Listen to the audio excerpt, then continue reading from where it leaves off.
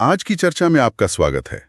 हमारे सामने एक अंग्रेजी संपादकीय का अंश है जिसका शीर्षक है building resilient health care from rhetoric to reform. नमस्कार। अब ये शीर्षक सुनने में तो सीधा साधा लगता है, लेकिन ये शब्द रिजिलियंट, रेटोरिक, रिफॉर्म ये सिर्फ शब्द नहीं है, एक तरह से कोड है।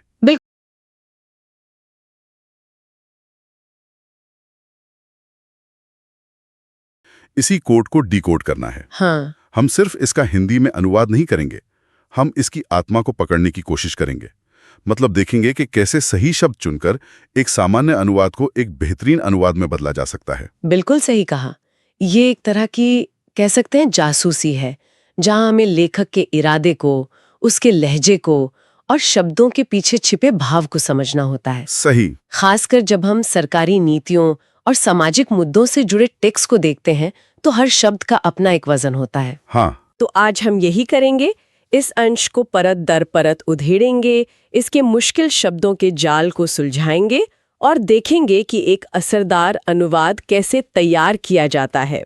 तो चलिए इस डिकोडिंग मिशन को शुरू करते हैं। इस संपादकीय की पहली लाइन ही मुझे बहुत दमदार लगी। कौन सी?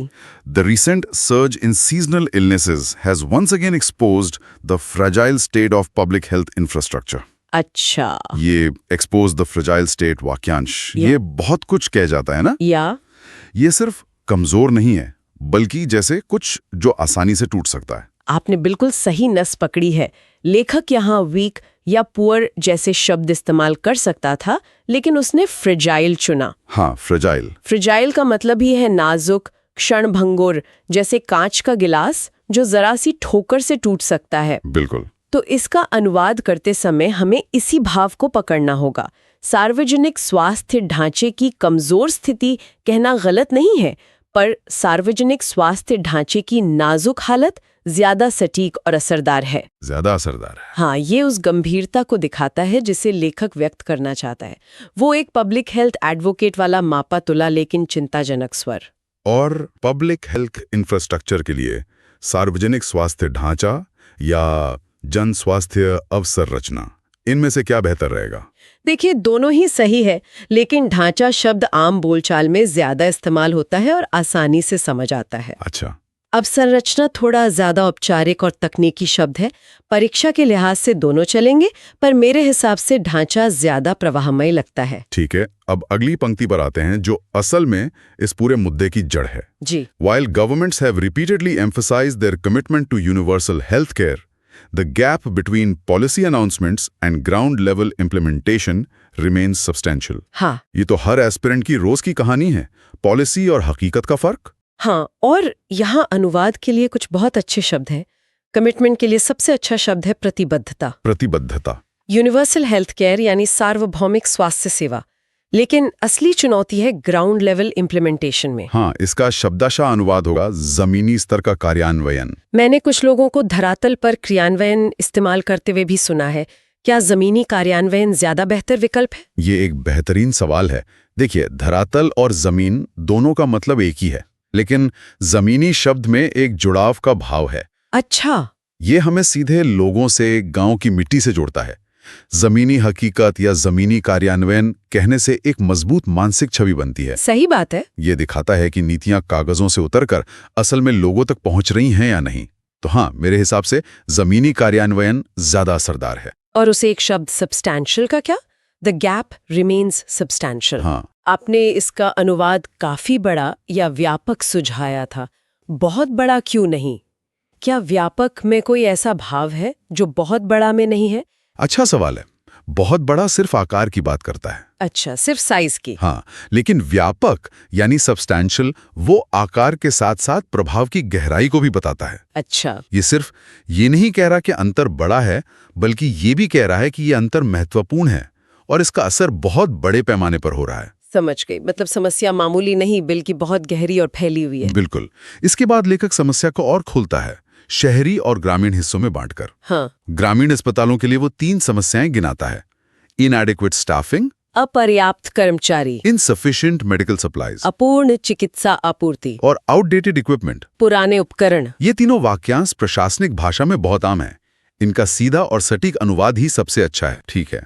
और शहरी केंद्रों की समस्याएं हैं ओवरक्राउडिंग और राइजिंग ट्रीटमेंट कॉस्ट्स। यानी अत्यधिक भीड़ और इलाज की बढ़ती लागत। हाँ, ये तो एकदम साफ है। लेकिन इसके बाद की लाइन बहुत महत्वपूर्ण है।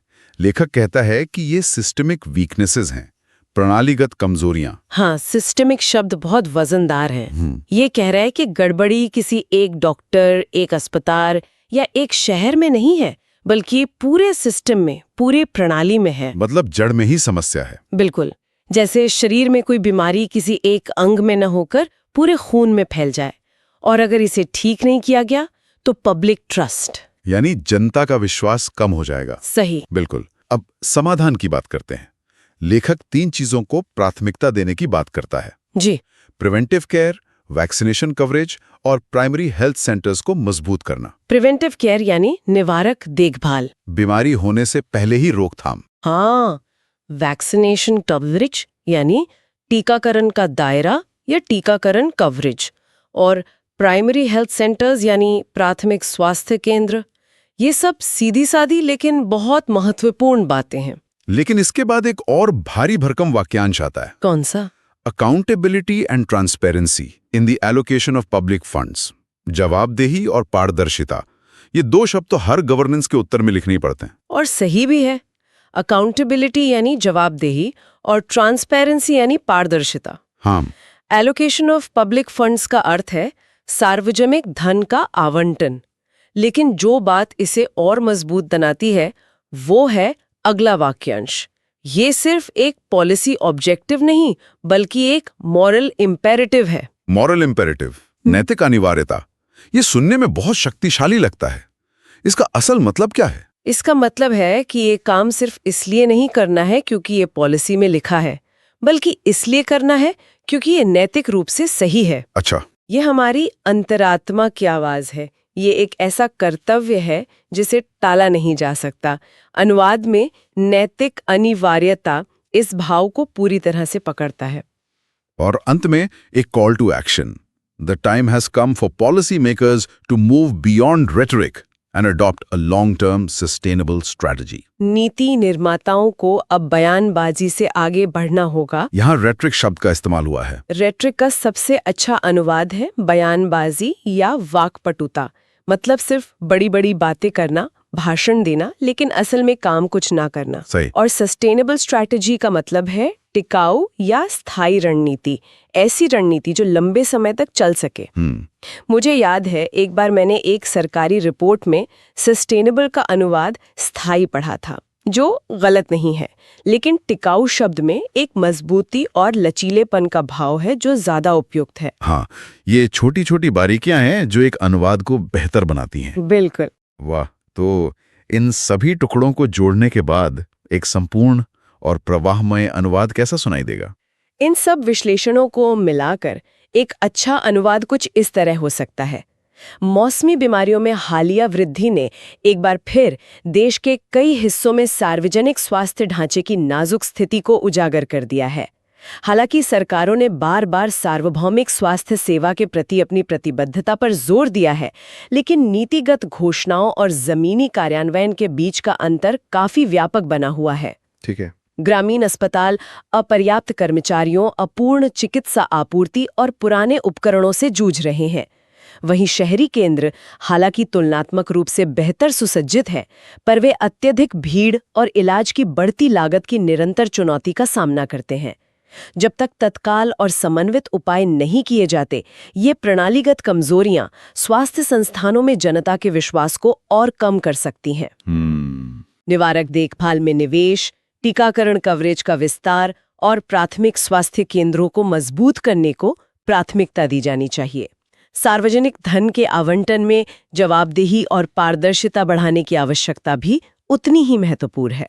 एक लचीली स्वास्थ्य प्रणाली केवल एक नीतिगत उद्देश्य नहीं है, ये एक नैतिक अनिवार्यता है जो किसी राष्ट्र की भलाई और उत्पादकता को निर्धारित करती है। और आखिरी हिस्सा, अब समय आ गया है कि नीति निर्माता बयानबाजी से आगे बढ़े और एक दीर्घकालिक टिकाऊ रणनीति अपनाएं जो सभी नागरिकों के लिए सुलभ और सस्ती स्वास्थ्य सेवा सुनिश्चित करें। यह अनुवाद न केवल सटीक है, बल्कि इसमें एक प्रवाह भी है। ये कहीं से भी ऐसा नहीं लग रहा कि संग्रही से तोड़ा मरोड़ा गया है। जी, चलिए अब उन हिस्सों पर आते हैं जो एक एस्पिरेंट को सीधे परीक्षा में मदद करेंगे। बिल्कुल। सबसे पहले इस अंश के वो किलर वर्ड्स निकालते हैं जो किसी भी अनुवाद की जान होते हैं। हाँ, एक लिस्ट बनाते हैं। पहला है इंफ्रास्ट्रक्चर, ढांचा या अवसंरचना, से फ्रेजाइल, नाजुक, क्षणभंगुर, इम्प्लीमेंटेशन, कार्यान्वयन, और जैसा हमने चर्चा की, जमीनी कार्यान्वयन, बिल्कुल, सब्सटैंशियल, व्यापक, काफी बड़ा, इनएडिक्वेट, अपर्याप्त, सिस्टेमिक, प्रणालीगत, व्यवस्थागत, बहुत अच्छे, अकाउंटेबिलिटी और ट्रांसपेरेंसी, जवाबदेही और पारदर्शिता, रिजिलियंट, लचीला, जुझारू, इम्पेरेटिव अनिवार्यता, अत्यावश्यक, और रेटोरिक, बयानबाजी, वाक्पटुता, और आखिरी सस्टेनेबल। टिकाऊ, स्थायी। बहुत बढ़िया। ये शब्द तो ठीक हैं, लेकिन इन शब्दों को जिस तरह से वाक्यों में पिरोया गया है वो भी बहुत कुछ कहता है। क्या इसमें कोई खास बनावट या व्याकरणिक संरचना है जिस पर हमें ध्यान देना चाहिए? बिल्कुल। शब्द तो कोई भी डिक्शनरी से देख सकता है, असली खेल तो वाक्य संरचना का है। हाँ, यहीं पर असली गलतियां होती हैं। इसमें 3 चीजें खास ध्यान देने वाली हैं। पहला है टेंस, यानी काल। अच्छा, पहली ही लाइन में हैज वंस अगेन एक्सपोज्ड यानी प्रेजेंट परफेक्ट टेंस का इस्तेमाल हुआ है। ये बताता है कि काम अभी अभी हुआ है और उसका असर अब भी है। हाँ, हिंदी में उजागर कर दिया है। इस भाव को एकदम सही पकड़ता है। सही। दूसरा है नाउन फ्रेज यानी संज्ञा वाक्यांश, इसका कोई उदाहरण? जैसे the fragile state of public health infrastructure. अंग्रेजी में ये बहुत आम है। हाँ, इसमें अक्सर लोग घबरा जाते हैं। इसका सरल नियम है, सबसे पहले आखिरी प्रेपोजिशन यानी ऑफ को पकड़े और उसके बाद वाले हिस्से का अनुवाद पहले करें। अच्छा, तो ऑफ पब्लिक हेल्थ इंफ्रास्ट्रक्चर बन गया सार्वजनिक स्वास्थ्य ढांचे की, और फिर द फ्रैजाइल स्टेट बन गया नाजुक हालत। और दोनों को जोड़ दें, सार्वजनिक स्वास्थ्य ढांचे की नाजुक हालत। बिल्कुल। और तीसरा है पैसिव वॉइस यानी कर्मवाच्य। संपादकीयों में इसका बहुत इस्तेमाल होता है, जैसे मस्ट बी प्रायोरिटाइज्ड। यहाँ यह नहीं बताया गया है कि प्राथमिकता कौन देगा, बस ये कहा गया है कि प्राथमिकता दी जानी चाहिए। हाँ, ये एक औपचारिक और अधिकारपूर्ण लहजा बनाता है। हिंदी में इसका अनुवाद को प्राथमिकता दी जानी चाहिए के रूप में करना सबसे सटीक होता है। ये बहुत उपयोगी है। इससे पहले कि हम अभ्यास वाक्यों पर जाएं, एक सवाल जो मेरे मन में आ रहा है। पूछिए। इस तरह के अनुवाद में एस्पिरेंट सबसे आम गलतियां क्या करते हैं? कोई 1-2 उदाहरण? एक बहुत ही आम गलती है मुहावरों का शाब्दिक अनुवाद करना। जैसे अगर अंग्रेजी में लिखा हो it's raining cats and dogs, तो उसका अनुवाद बिल्लियां और कुत्ते बरस रहे हैं नहीं होगा, बल्कि मूसलाधार बारिश हो रही है। हाँ, सही बात है। और दूसरी बड़ी गलती है बहुत ज्यादा क्लिष्ट या किताबी हिंदी का प्रयोग करना, मतलब भारी भरकम शब्दों का इस्तेमाल। हाँ, कई बार एस्पिरेंट्स को लगता है कि इससे ज्यादा नंबर मिलेंगे, लेकिन अक्सर सरल, सटीक और प्रवाहमय भाषा बेहतर होती है। बिल्कुल सही। तो अब चलिए श्रोताओं के लिए कुछ अभ्यास करें। आपके पास एसएससी सीजीएल स्तर के कुछ वाक्य हैं? जी जरूर। ये 5 वाक्य हैं। कोशिश करें कि इनका अनुवाद करते समय आज हमने जो भी बातें सीखी हैं उन्हें ध्यान में रखें। ठीक है। पहला है, the government must address the underlying causes of economic inequality. दूसरा, effective implementation of social welfare schemes is crucial for national development. ठीक। तीसरा, there is a growing consensus on the need for judicial reforms. Okay. चौथा, technological advancement has revolutionized the communication sector. और पांचवा, climate change poses a significant threat to global food security. चलिए एक कोशिश मैं भी करता हूँ। पहला वाक्य है the government must address the underlying causes of economic inequality. जी। मेरा अनुवाद होगा, सरकार को आर्थिक असमानता के नीचे के कारणों पर ध्यान देना चाहिए। कैसा है? प्रयास अच्छा है, लेकिन आप एक क्लासिक जाल में फंस गए। अच्छा। अंडरलाइंग कॉजेज का शाब्दिक अनुवाद नीचे के कारण होता है, जो सुनने में अटपटा लगता है। तो सही क्या होगा? इसके लिए सही वाक्यांश है मूल कारण या बुनियादी वजह। तो बेहतर अनुवाद होगा, सरकार को आर्थिक असमानता के मूल कारणों का समाधान करना चाहिए। अच्छा। एड्रेस के लिए समाधान करना। हाँ, ध्यान देना भी ठीक है, लेकिन समाधान करना या निपटना ज्यादा सक्रिय क्रिया है। बिल्कुल। दिखा? बिल्कुल। यही वो बारीकियां हैं जो फर्क पैदा करती हैं। बिल्कुल। तो आज हमने सिर्फ एक अंश का अनुवाद नहीं किया, बल्कि अनुवाद करने की कला को समझने की कोशिश की। हमने सीखा कि शब्द कैसे चुनें, लहजे को कैसे पकड़ें और व्याकरण के जाल से कैसे बचें। और ये बात बहुत दिलचस्प है कि कैसे सटीक अनुवाद सिर्फ शब्दों का खेल नहीं है, बल्कि ये विचारों को, इरादों को एक संस्कृति से दूसरी संस्कृति तक पहुंचाने का एक पुल है।